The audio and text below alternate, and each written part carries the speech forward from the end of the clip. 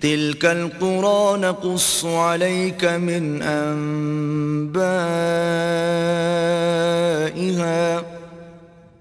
وَلَقَدْ جَاءَتْهُمْ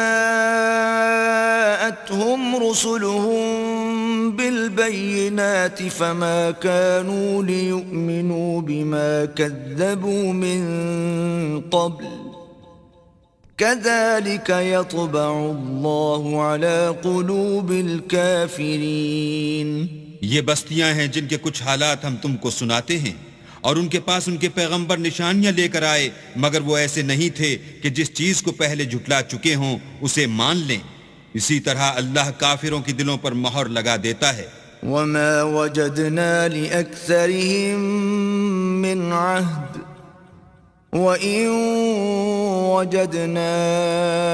أَكْثَرَهُمْ لَفَاسِقِينَ، اور ہم نے ان میں سے اکثروں میں عہد کا نبھا نہیں دیکھا، اور ان میں اکثروں کو دیکھا تو بدکار ہی دیکھا۔ ثم بعثنا من بعدهم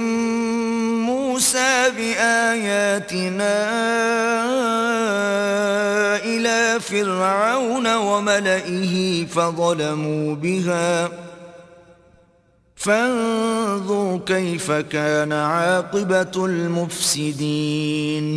پھر ان پیغمبروں کے بعد ہم نے موسیٰ کو نشانیاں دے کر فرعون اور اس کے آیان سلطنت کے پاس بھیجا تو انہوں نے ان کے ساتھ کفر کیا،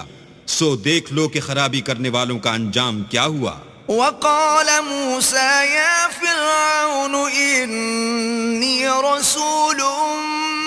من رب العالمين، اور موسیٰ نے کہا کہ اے فرعون میں رب العالمین کا پیغمبر ہوں، حقيق على ألا أقول على الله إلا الحق قد جئتكم ببينة من ربكم فأرسل معي بني إسرائيل۔ مجھ پر واجب ہے کہ اللہ کی طرف سے جو کچھ کہوں سچ ہی کہوں، میں تمہارے پاس تمہارے پروردگار کی طرف سے نشانی لے کر آیا ہوں، سو بنی اسرائیل کو میرے ساتھ جانے کی رخصت دے دیجئے۔